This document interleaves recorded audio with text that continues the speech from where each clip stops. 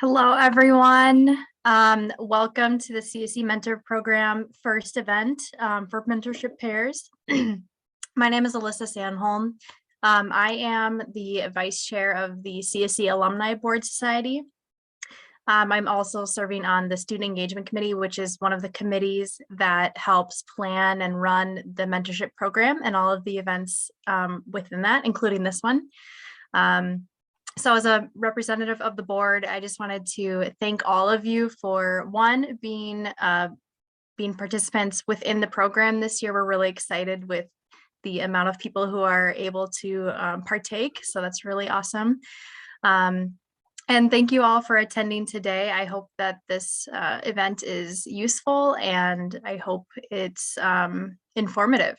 So I think with that, welcome again. We can get started. So I'll pass it off to Andrea.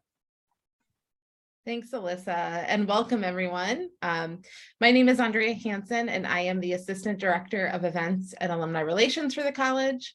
So before we get started, I just want to cover a few quick housekeeping items.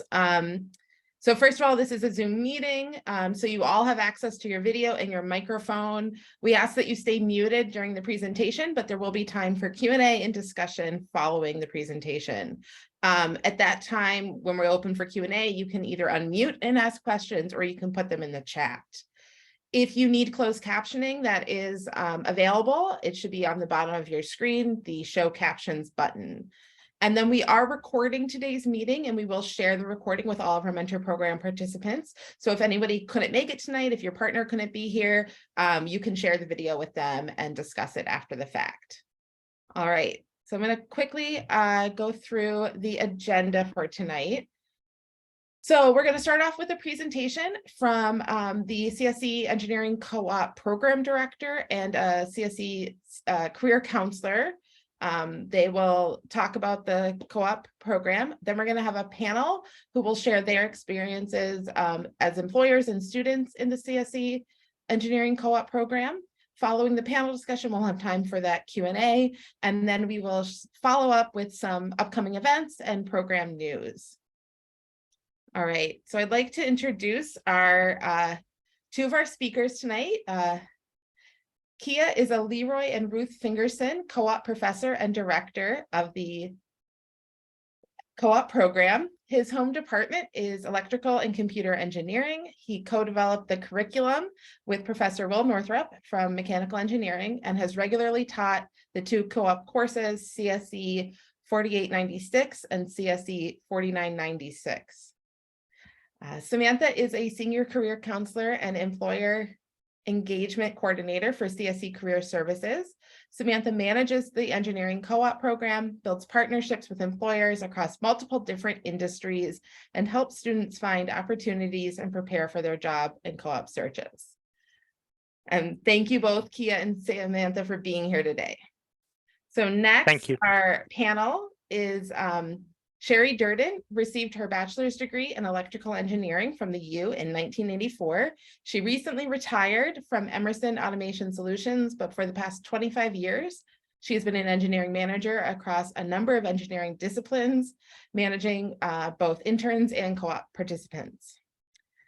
Emily Graba is currently a senior in biomedical engineering and is doing a co-op with the cardiac surgery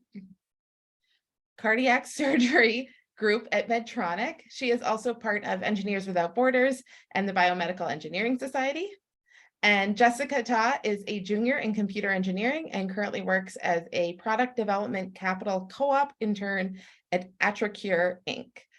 So thank you all for being here today. I think we're gonna have a really great conversation and presentation. And so I'm gonna go ahead and turn it all over to Kia and Sam to get us started.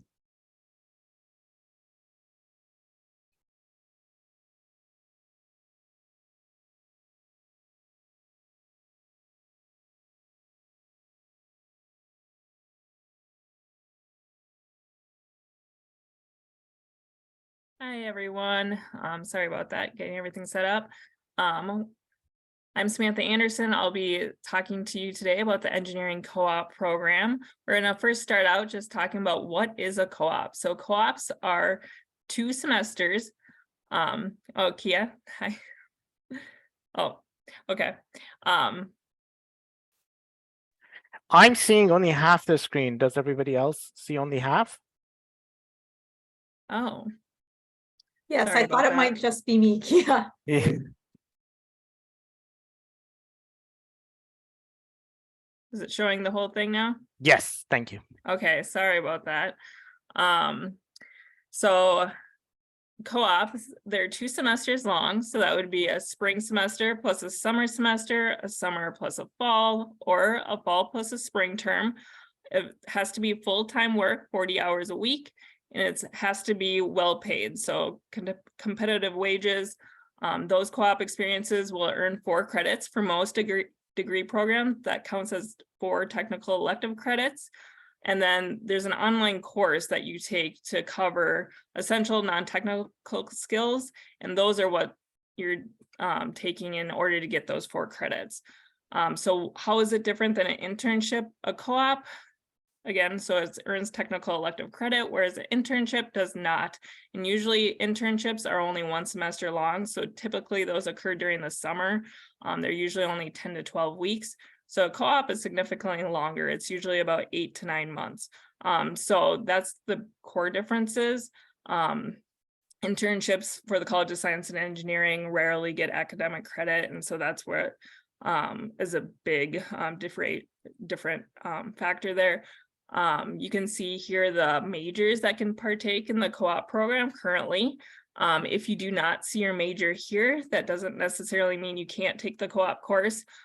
We have had other College of Science and Engineering majors take the co-op course. Those usually then count as elective credits instead of technical elective credits.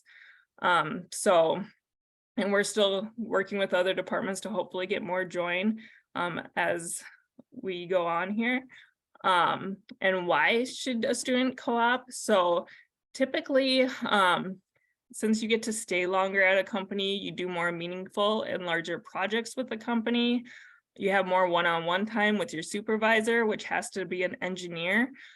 So you get to know someone in your field of interest that can be your mentor and teach you things. You get a better sense of the company environment because you're there longer term. So you get to be more integrated on the team. We've heard from a lot of students that they get to partake in staff meetings, they get to do more with coworkers, and so they build a reputation in the company. A lot of times these co-op experiences turn into full-time job offers. It can be, you can see that last bullet point there, is a valuable long-term work experience for your resume. So it makes you highly likely to get a job after graduation. A lot of times within a couple months, or even like I said, you could get a job offer right away from the company that you're co-oping at. Another factor that's great is that within the co-op class, you get to learn about other experiences that other students are having. So you hear from your classmates that are at smaller companies or larger companies than your own, or in a different industry. They might be in a different major than you, so you get to learn more about what they're doing at their site. So it can just be a good experience because a lot of times students don't get to have more than one either internship or co-op. So this is a way to learn from others and to hear possibly about other opportunities that you might enjoy. And so that can be a really great experience. Other benefits and perks. So as we had mentioned, the technical elective credits. So again, that can go towards your degrees, but you must check with your department. So we advise all students to talk to their academic advisor to see how the co-op program could count towards your degree requirements. The wage is, so the last year, the average wage was about $20 an hour for a co-op student, but this past spring, it was $23 an hour. So the wage is going up, so you can make good money while you do your co-op. And then you also, through the co-op course, maintain your full-time student status. So that's a pretty big thing. If you were to work 40 hours a week off campus, normally you might have to take a leave of absence or drop down to part-time student status in order to do that. With the co-op program, you maintain your full-time student status with just those 2 credits. And then that continues your scholarships, your grants, your financial aid, so you do not have to worry about all of that. So that's really nice and a big perk of the program. some of the policies. So you have to be in your major in order to do a co-op. So that typically for most students means sophomore year, they can start doing a co-op. So we have sophomores, juniors, and seniors that do the program. And then you have to work 2 semesters. So it's required that you do both. It can be a summer term for one of those semesters, but you can't just do one. And then the other aspects is that you have to be supervised by a qualified engineer, and then it has to be a full-time 40 hours a week position. There's no minimum GPA to participate, but employers might have a screening that they do, and they might have a minimum GPA. But in order to take the courses, we don't have a minimum GPA that you need to have. How do you locate a co-op? So if you're a student and you're thinking about doing a co-op, the first step is just to submit. There's a interest form, so I have a Z link there. You submit that to our office and we will start including you on emails about different opportunities that we hear about. And if you submit your resume, I also share that with employers. So it's a good way to kind of get out there and start learning about things. And then also on Handshake, we post all the co-op positions. So you would use Handshake just like you would for looking for jobs or internships to search for co-op positions. They're at the career fairs in September and February. There's going to be co-ops companies that hire there. So this past fall, we had about 50 different companies that were hiring for co-op students. So those can be good events. We have a co-op table at the fair. You can stop by and talk to us and learn about the opportunities as well. And then companies would reach out directly to you to invite you to an interview. Most of those interviews will occur in the early part of the semester, so usually early fall or spring semesters, but it could go year round because you could start your co-op in spring, summer, or fall. Once you locate a position, then there's another application that you send to our office that's on Handshake just to register for the co-op courses. But as long as it meets the requirements, so it's 2 semesters, 40 hours a week, and you're supervised by an engineer, it'll be approved. So you don't have to worry about that process too much. If you're an employer in the room and you think about how do I recruit co-op students, employers post those positions to Handshake just like you would an internship or a job. You would list the majors that you're looking for, the skills, and then you can contact our office, and we'll have our contact information on the last slide just to help promote that position. So I can send it to interested students, put in department newsletters, do some additional emailing just to get that out there. And then attending career fairs and participating in events can also help inform students that you're looking for co-op students. And here's a list of some recent employers that we've had hire co-ops. Definitely there's a lot more though. We've had lots of interest and we're continuing to grow, and I have employers reaching out to me almost every day with different opportunities. So if you're a student that's interested, there's lots of employer interest. So that's a great thing.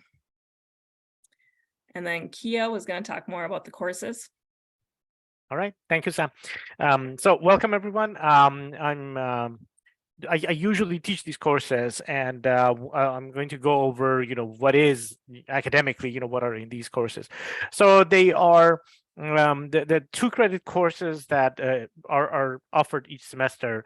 They could be taken in any order, and what we've done is we've set it up, and you could take one in the spring, followed by the next one in the summer, or you could do summer, fall, or as Sam said, you could do fall or spring, or even a spring, fall. You could do that. So in that sense, we do have flexibility, and the content would be the things that you would need. I mean, the purpose of these courses is to make you more mature, let you know more about, what a business is, what are the different components of a business, and that would make you more ready, to join the company later, as opposed to interns that, basically are focused on one project, one small project. They don't necessarily, interact and, work with other people outside their supervisor. So in 4896, we talk about soft skills, how to deal with conflicts, how do you manage your time, office politics, how do you deal with that, teamwork and stuff, and also, communications skills. One of the things that I've heard from companies is they say your graduates, we ask them to write an executive summary, and instead of having a short one-page report, they come back with 3 pages of the report, right? Or sometimes they put too many acronyms in it, and so we work with you throughout the semester to practice submitting executive summary and getting your skills ready for when you join the company. In a second course, which is 4996, we talk about 2 issues. One is the patent process. What is a patent? How do you file a patent, and so on. And then the next half of the semester, we talk about business model canvas, which is essentially an anatomy of a business. So again, I mean, managers say sometimes students come to us with really great ideas that they think is going to change the field and so on. They tell us the idea. We are lukewarm about it, and they wonder why, because they probably haven't looked at the cost that it takes to develop that, or some of the other components in the business that need to move to make that happen. So by learning these stuff, then you would know what other things you need to do to get it to work. And then this is the syllabus that we have. I don't want to stay on this slide too much, but if you look at the right column, these are the kinds of homework assignments that the students have to do. So I tell them, go ask colleagues, what was the last time you had a difficult situation, how did you handle it? Or we ask them, go on LinkedIn, grow your network, show me what network size you have, and then come back next week. I want you to have grown it by 30 people. And that means that they get to do some testing. They send a message to, let's say, 10 people saying, hey, I'm a student. As part of the homework, I need to add more people to my network. Message B would say, hey, I looked at your profile, I'm really interested in that thing that you did, or this skill. I would like to connect. And then they see how many they got back from message A, how many they got back from message B, and then they revise it and send it out, and look at that. Things like diversity, doing non-technical interviews. Basically, the idea is to push you out of your comfort zone and get you to go, for example, find 5 colleagues from the company who are not in your immediate group.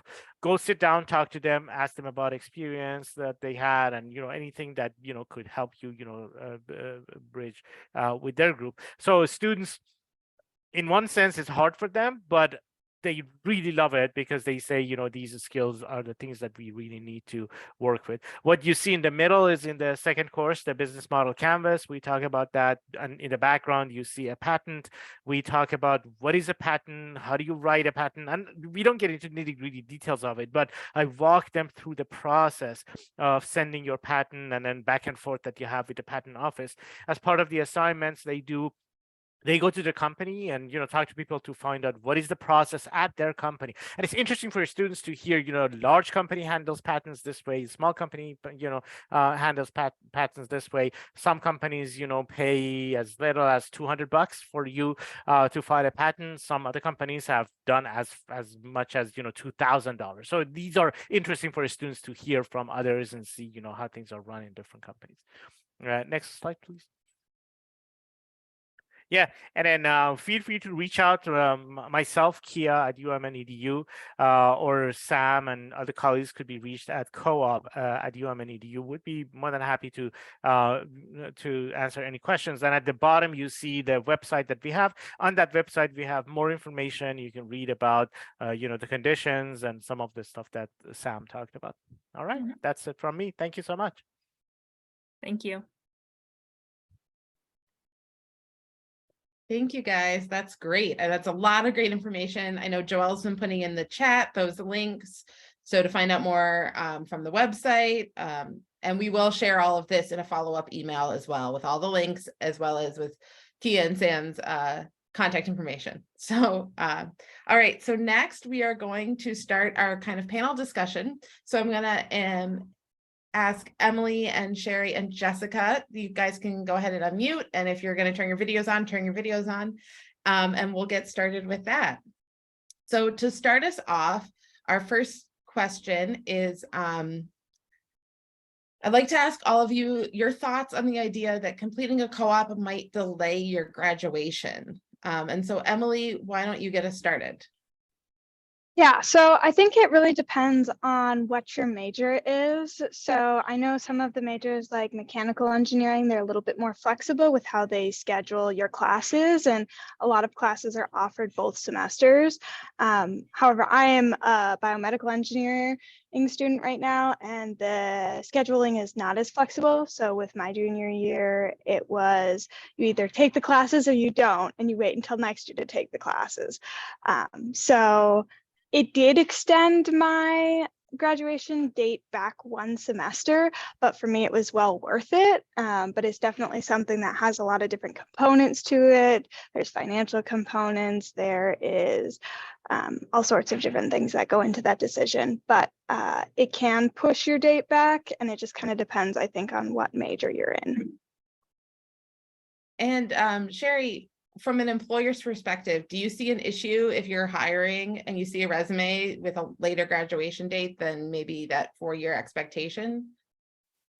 Definitely not. And I understand the complications that come into that decision. My daughter was a biomedical engineering major, and she ran across that same issue a few years ago. But in the grand scheme of things, if you think, project your life out a number of years, you're going to be working for 30, 40 years. Adding that extra few months or a year during your college time is kind of a little blip in time. And I know it's a big blip right now when you're in school, but having that extra experience as a co-op or an intern on your resume is huge.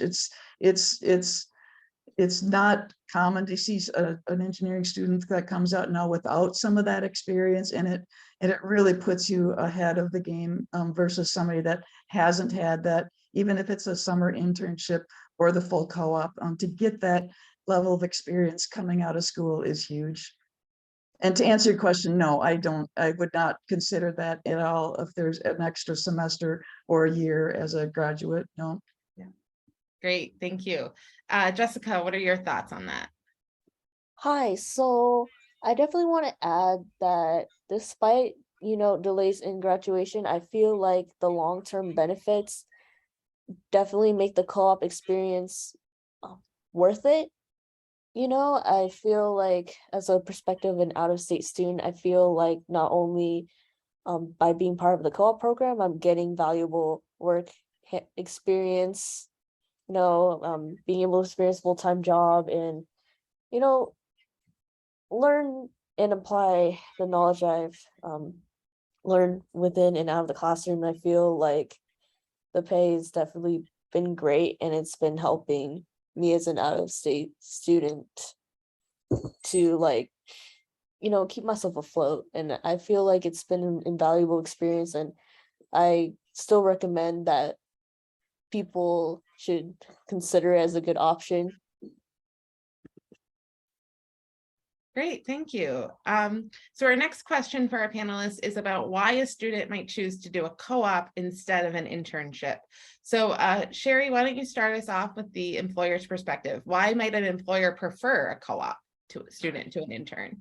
Sure. So I think, as was described in the previous slides, the co-op is going to give you a more extended period of time all at once. So you're working in a company, say, starting in January, and you'll go through, that winter semester plus summer. So you're going to be working January probably through August.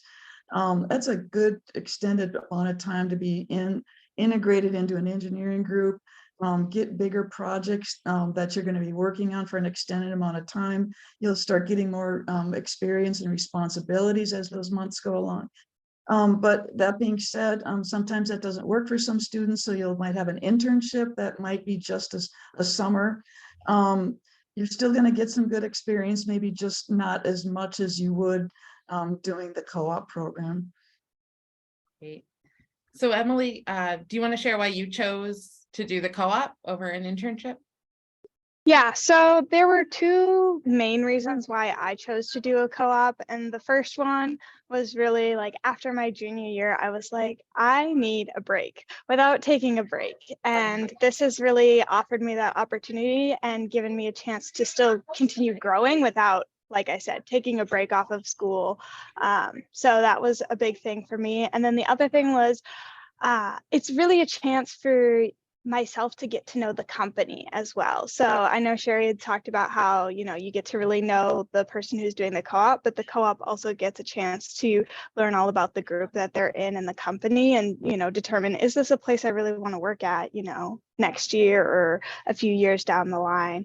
Is the company culture good? Does the company's values line up with my values, that kind of thing? So those are all really important to me long term. And so that was kind of what pushed me to make that decision when I was applying for my co-op. I think that's great advice. That longer term gets you to really understand and know what you're getting into then. And Jessica, what about you? What led you to choose a co-op? So what led me to choose a co-op is like similar to what Emily just said.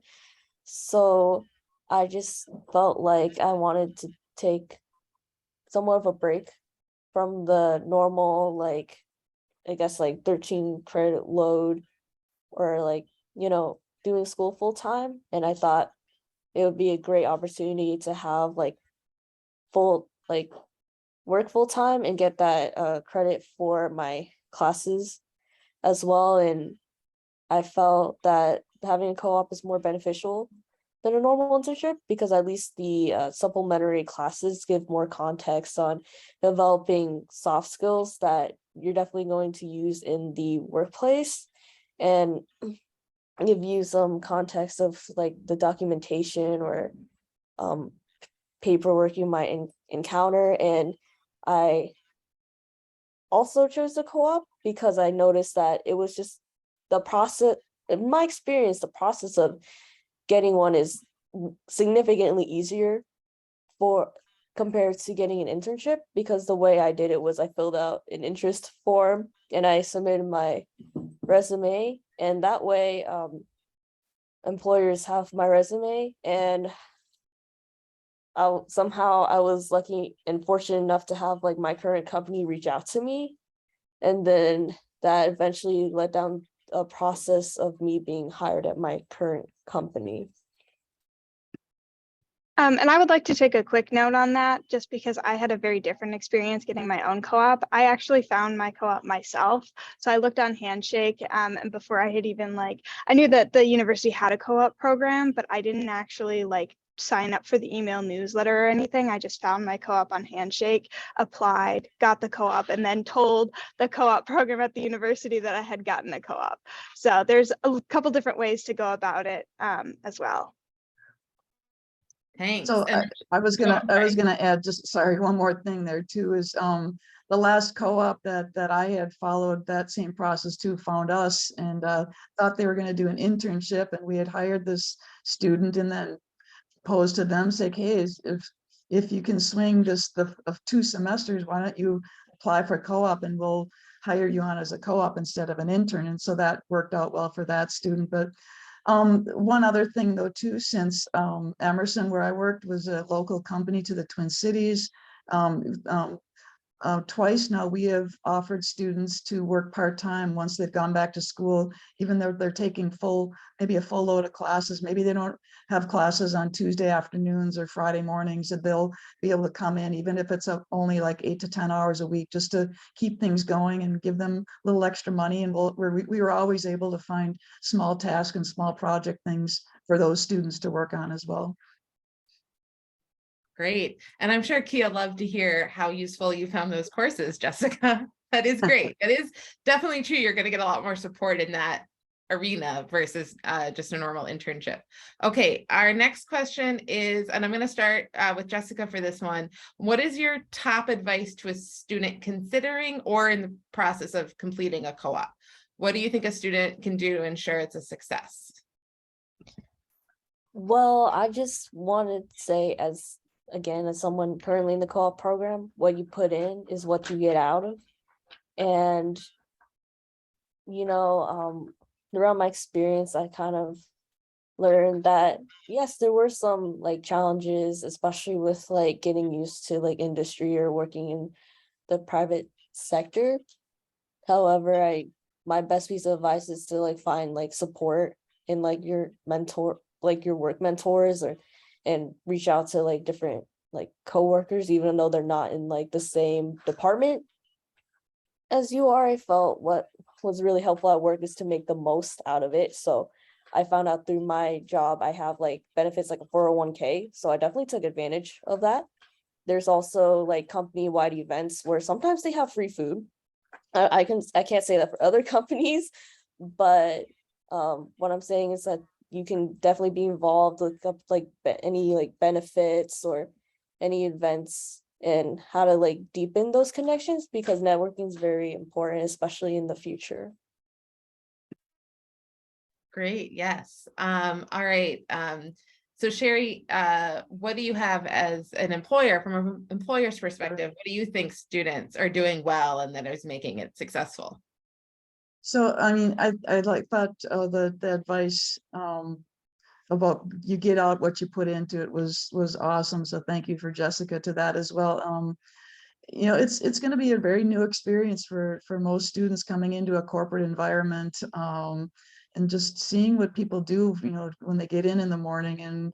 And I know that the last co-op we had, was first time and stepping into an office environment, and people that have been there a long time, you forget what you don't know. And so don't be afraid to ask questions, even if it's just, what time do people go eat lunch every day? Things that just might seem obvious to everybody. Don't be afraid to ask questions. That's what I told all of our co-ops and interns. Your job is to ask questions, and nobody will be afraid to answer you if you have any, just even what you consider a silly question about what time do I go to lunch. But also, I think the big thing is, whether it's on your resume or even when you're coming into a job, do a little bit of research on the company. At least know some of the basics of the products. Everybody's going to have a website that shows the vision and mission and things like that of a company, and we'll talk about what products and what industries they sell in. So try to do a little bit of that background research before you come into your interviews or your first days at work. It will show your employer that you're engaged enough to want to know what you're going to be working on and what kind of an environment you're going to be getting into. That's great advice. All right, Emily, what's yours?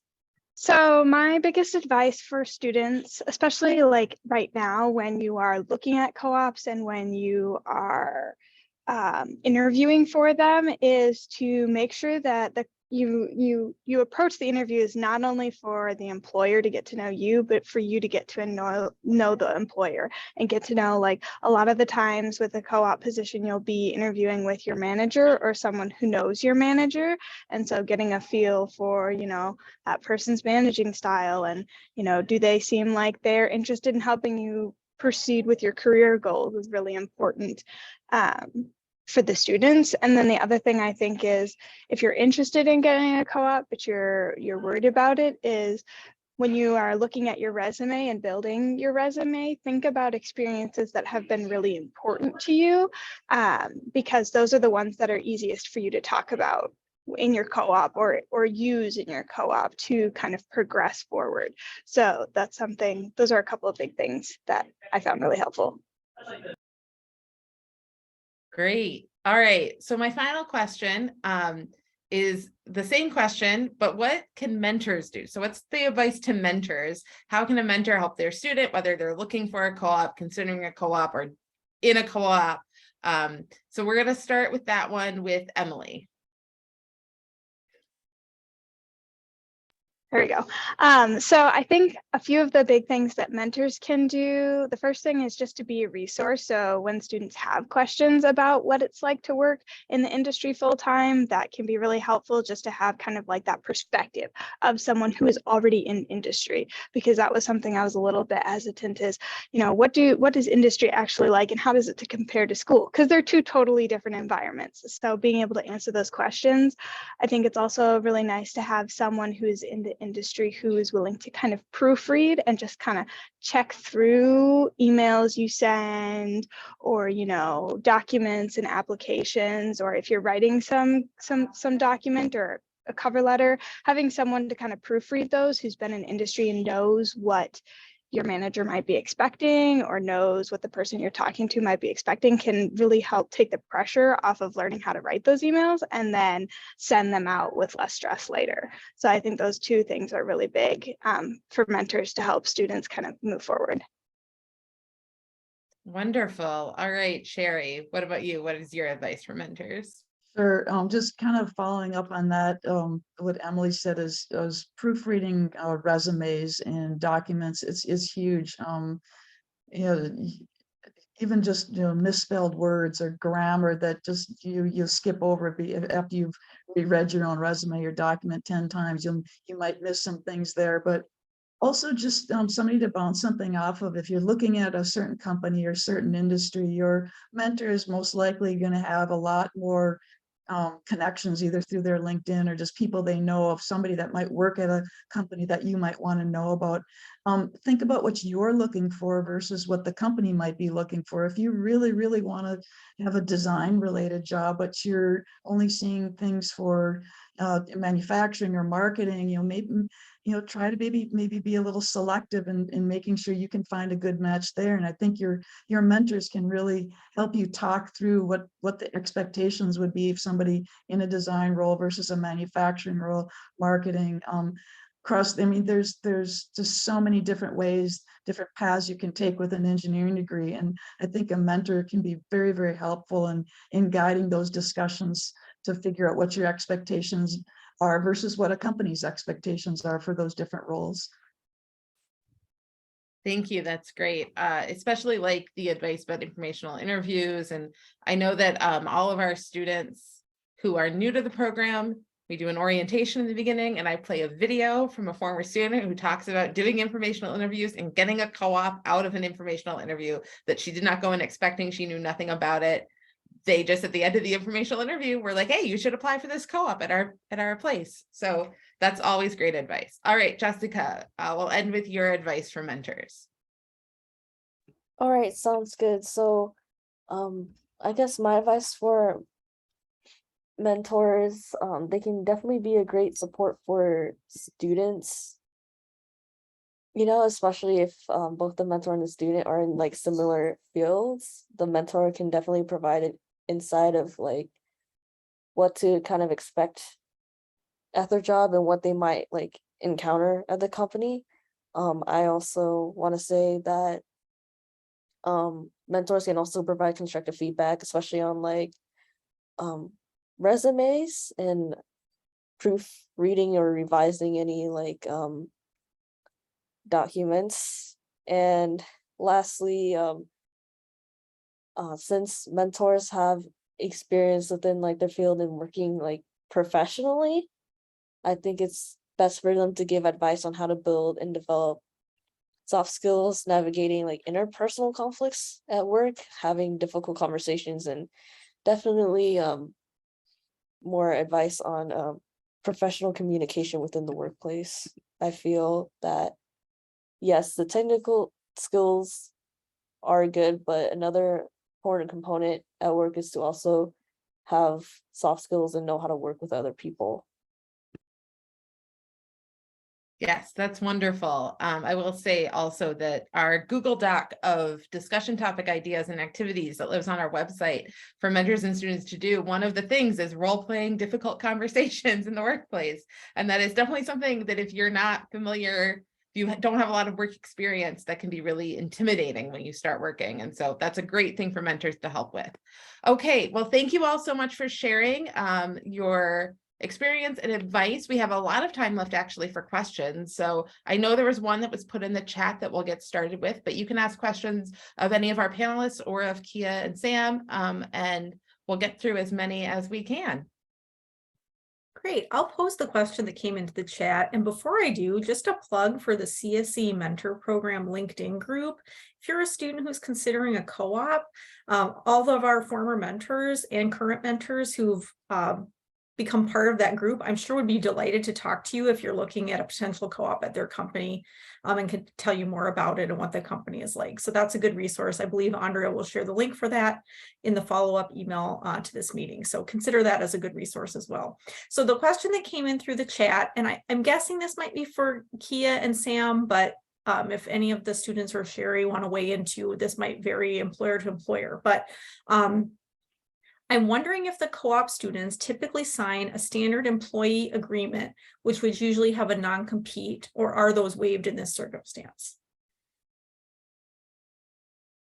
I let Sam take that.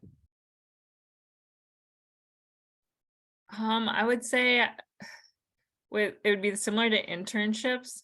So I think those are waived in this circumstance because they're only going to be working there for 8 months. I guess, Sherry, if you know of a different scenario, just because the non-competes are usually more for full-time jobs where, you'll be there longer term. So I feel like that wouldn't be fair for a student if they did a co-op at your company and then they were searching for full-time jobs in the next year and they had to worry about that non-compete. So I haven't seen any come through, but yeah, that's a good question. Yeah, I don't know the answer to that. I don't recall ever having to ask a co-op or an intern to sign something like that, but I'm not 100% sure of all of the HR forms that they all had to follow. I mean, you definitely have to follow all the other processes and procedures of company in terms of IT and security and not taking any company property or intellectual property back with you when you leave the company, things like that. But I don't know the answer about the no compete clause, but my guess is probably that they do not have to sign one because of the short-term employment. And I can also say, so like the medical device industry is one of the ones where that's very, very common. I did not, as far as I'm aware, assign a non-compete, but I did assign an NDA or a non-disclosure agreement. So that is something to be aware of. It's unlikely you'll have to sign a non-compete, but you will most likely have to sign some form of NDA and disclose like where you're currently working. Like I had a part-time job when I applied and when I and actually still have my part-time job, but because they're two like different areas, you don't have to worry about that. But yeah, that's something to be aware of is you oftentimes, if you have a part-time job, will have to disclose that as well. Yeah, the NDA, that's probably more applicable and a non-disclosure agreement that you're not going to share company secrets. If you're working at Medtronic and then you were to get a job at Boston Scientific, for example. But so the NDA is probably more applicable than a non-compete. Thanks. And I'm certain that is something that you could always ask in an interview about what types of agreements, and then if you have questions or aren't sure if you want to accept something based on what they're saying you might have to sign, you could talk about it with your mentor and get their advice, or talk about with the Career Center and get their advice. Great things. All right. If anyone has any other questions, you can unmute and ask, or you can put them in the chat.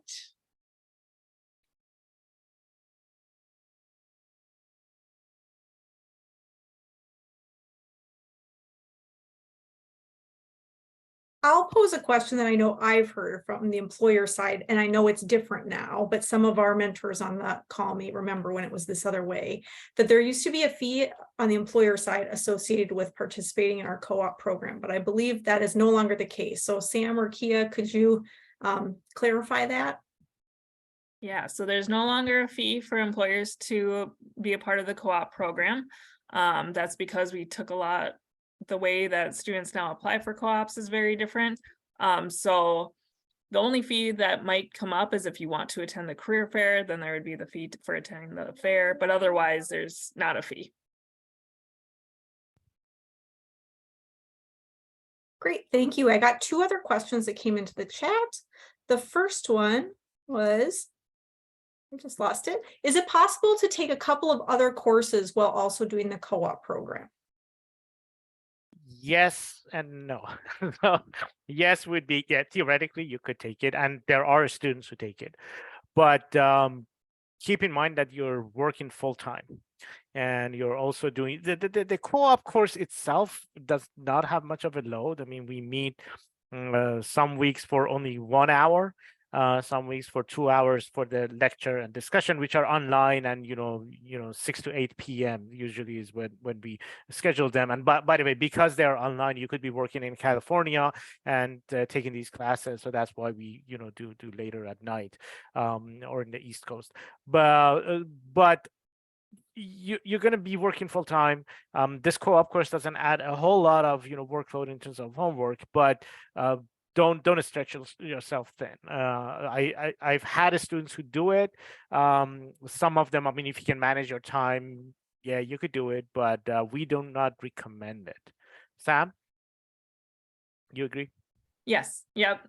So usually some students, I mean, the most we recommend is 1 extra course if you can handle it, but otherwise we would recommend not taking courses with it. And that's something I can speak on as well. I am actually taking an extra course because as a senior in biomedical engineering, there is a pretty strict, like I said, schedule. So if I did not take my senior design course this semester, I would not have to wait another year to take it. But I think, especially with a project-based class like senior design, along with another project-based class, kind of like the co-op class, it very well complements the project-based work that you do. And so I don't have a very hard, like, I definitely have a little bit more stuff to do, but I don't feel like it is something that is overwhelming me either. So it also kind of depends on what kind of course you take, and, if it's going to be a bunch of tests and things, that might exceed your capacity versus a couple projects throughout the semester. So stuff to consider when thinking about taking other courses. And also, if I could add something quick, this perspective I've heard from students. I mean, some students say we want to take a break from courses, and some students say once you start working, you really appreciate, you get it, why I'm studying this course and that course. You actually apply it, and they look forward every day to go in and do the work. And when they're done with the co-op, when they come back, they have a whole lot more motivation to continue with the courses, because they know the reason, they know the end goal, and they can't wait until they graduate and join the work. So in that sense, mentally, that would also be nice to not take courses if you can. Great. We have another question in the chat. Do you still pay full tuition and fees during your co-op semesters? So when you take the co-op course, we also recommend that you fill out a 13 credit exemption. So what that does is that you would only pay for the 2 credits for that semester, or if you decide to take another course, it might be a little bit more than 2 credits, but you would not pay full tuition. You would just pay for the credits that you're taking that semester. So that's usually a lot nicer, because usually then with the wages you're making and then the reduced tuition, everything kind of shakes out. So I don't know if Jessica or Emily want to talk about that a little bit, but no, you don't pay full tuition. Yeah, I definitely second on that. That's how it definitely works, especially from my experience, though I highly recommend talking to One Stop, because they're the financial aid people who can probably give you better insight on how you would be affected in that area. I can't really comment on that. Yeah, I did talk to One Stop when I was considering a co-op. And so it also depends on where and how you get your financial aid from. Some financial aid is not affected by the fact that you're doing a co-op because you're still enrolled as a full-time student. Others, like scholarships from other areas might be affected, and they say we're only going to give you the scholarship while you are actually taking full-time classes. So it kind of depends on the language that they use and things like that. But in terms of payment and the things that you actually pay for, it is your 2 classes or your 1 class, and it's just that rate, which is really nice.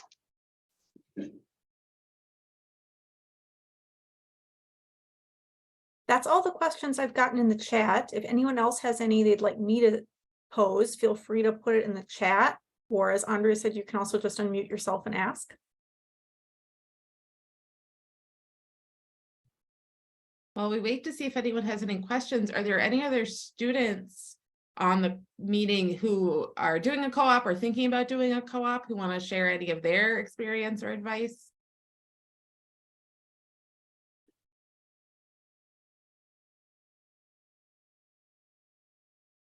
Are there any mentors who did a co-op while they were a student?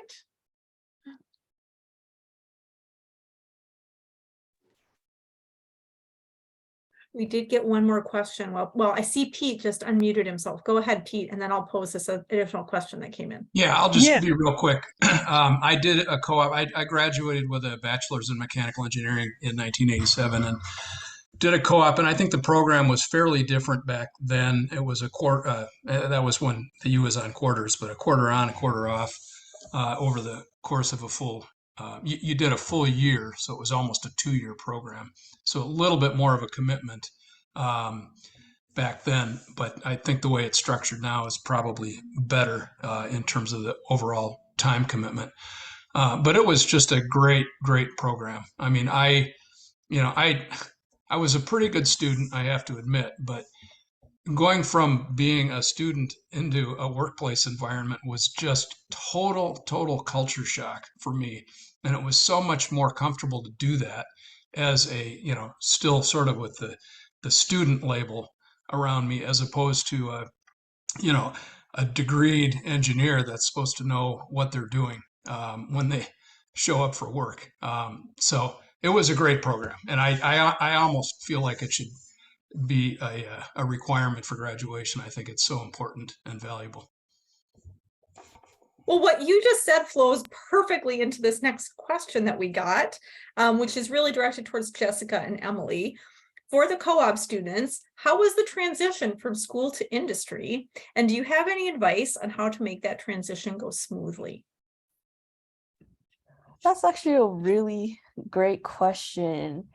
Like Pete mentioned, yes, it was definitely a culture shock to get used to, because a lot of my job experience was like working as a research assistant on campus, and definitely working like 40 hours and working more like corporate setting. There was like a lot of like, I wouldn't say expectations, but there was like a lot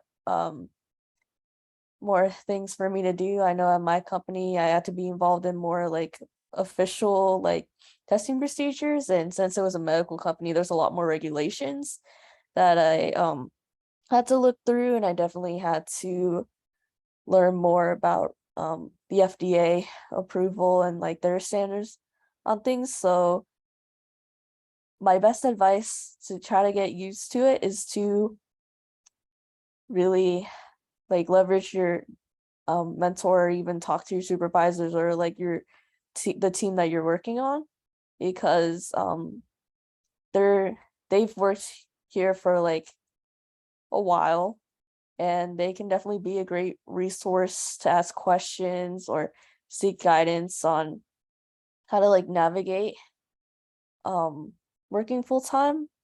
And for me, it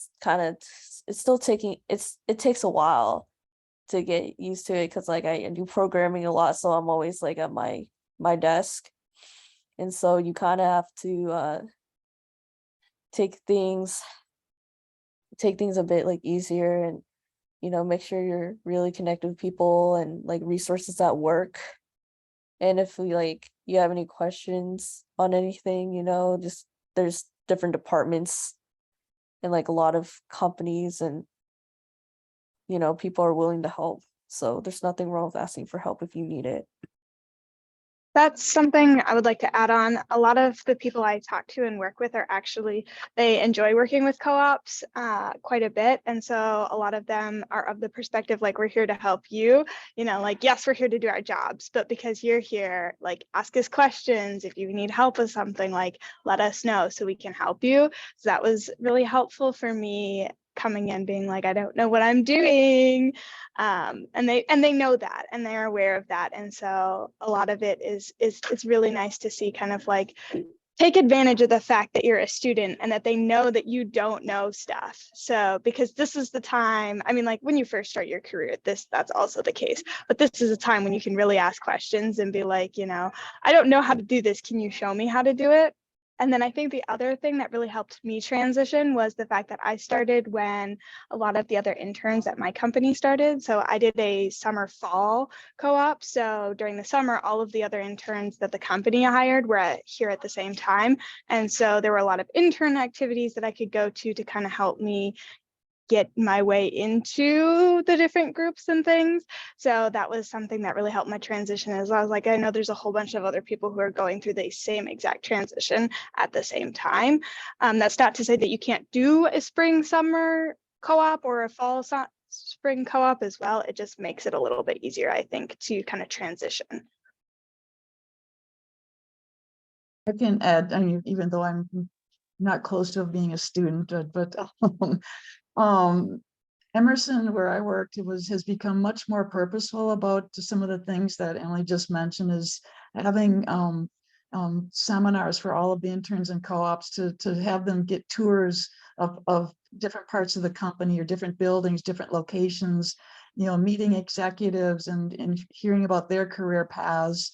And then fun events. Emerson was located in the South Metro, so our interns and co-ops had a day off of work where everybody got to go to Valley Fair for a week for a day. But participating in company picnics or potlucks, and you get to learn the fun culture of company as well. But also having kind of a buddy that's in your same position, whether it's another intern or co-op or new grads that have just started. We're really purposeful about having peers that are at your same point in your career or your school, so you can have that one-on-one conversations with people that are closer to your current situation as well. And I think a lot of companies are really focusing on that culture part of the business, and not just work, making sure that it's a enjoyable place to be, and then there's good camaraderie, and that and that you're comfortable knowing where to go to ask questions no matter where you're at. That is all great advice. Thank you. And that was a great question.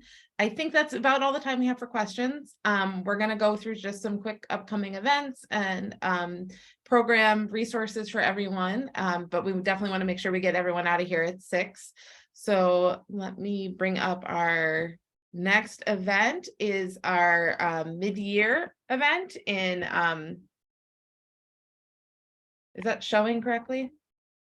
Thank you. Okay, sorry, I just got a pop-up on my screen and I was like, what happened? All right, so our next event will be our mid-year event. It's going to be on Wednesday, February 8th. So kind of to kick off the spring semester, we'll do another in-person event. It will be in Kaufman in the Mississippi Room, and it's going to be a chance to expand your professional network and meet other mentors and students. So more information will arrive in your inbox in December, but we definitely encourage, if you're looking for something to do with your partner when the spring semester starts up, this is a great event to get a meeting done. And then I also want to remind you all that you can find recordings of all of our past events on our website.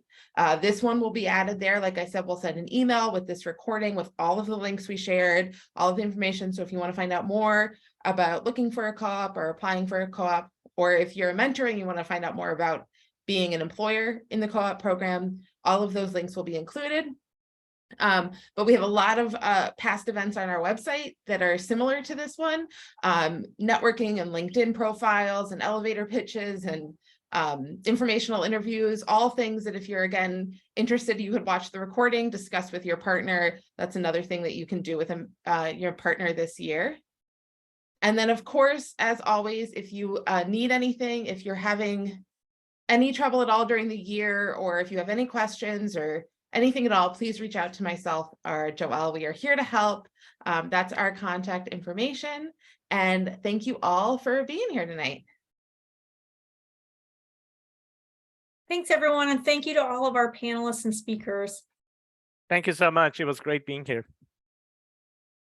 Good night, everyone.